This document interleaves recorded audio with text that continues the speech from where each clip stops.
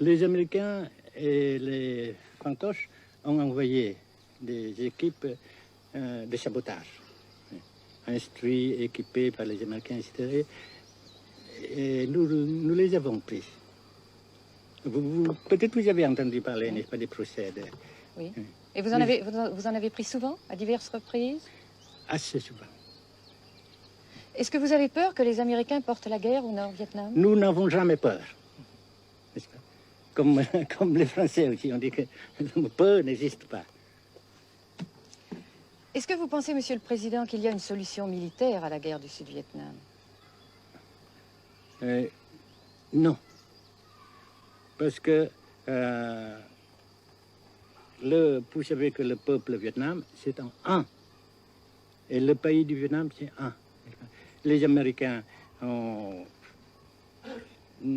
fait une guerre d'agression, comme qui dit, c'est une guerre non déclarée. Et, comme vous savez aussi, vous avez pu lire dans la presse, n'est-ce pas, bien mondiale, que plus la guerre prolonge, plus les Américains et leurs valets, n'est-ce pas, comment dire ça,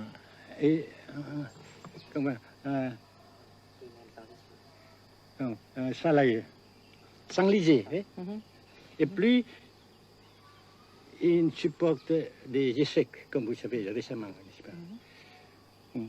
Par conséquent, la guerre ne peut pas durer éternellement. Et je suis très heureux que les politiciens haut placés français ont reconnu cela. Vous pensez que le général de Gaulle pourrait en quelque sorte, à un certain moment, arbitrer le conflit?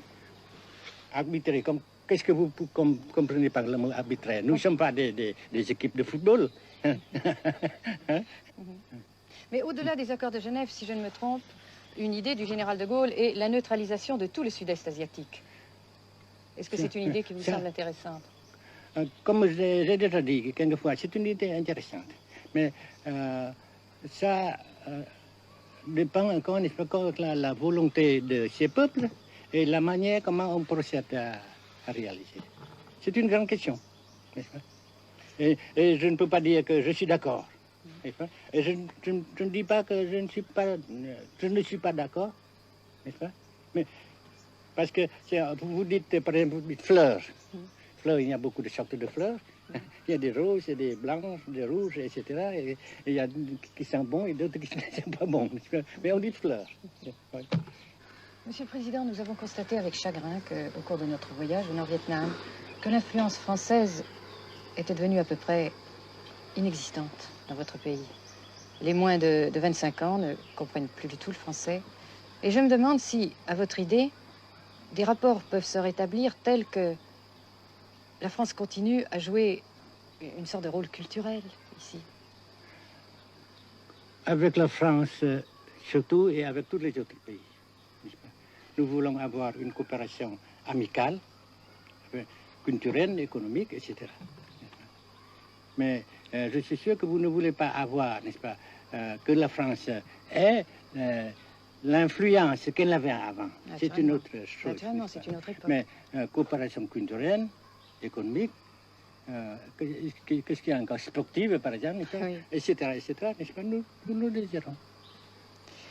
Si la guerre se cristallise au sud et se poursuit encore pendant quelques années, pensez-vous que l'avenir économique du Nord-Vietnam soit viable? Je suis sûr que c'est non seulement viable, mais ça progresse. Parce que vous avez vu vous-même, vous avez constaté vous-même qu'ici, nous travaillons beaucoup, notre peuple travaille beaucoup, avec abnégation, n'est-ce pas, et avec dévouement, avec enthousiasme.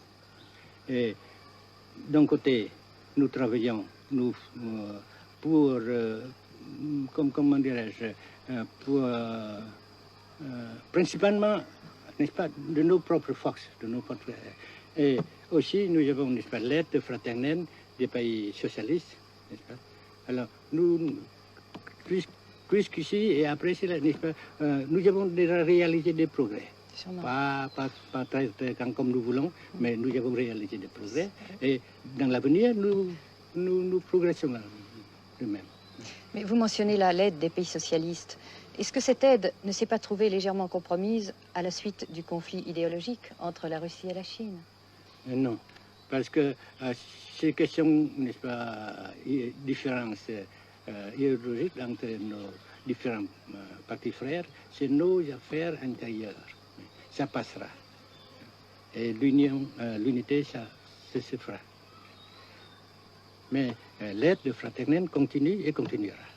Et c'est très précieux pour nous. Bien sûr.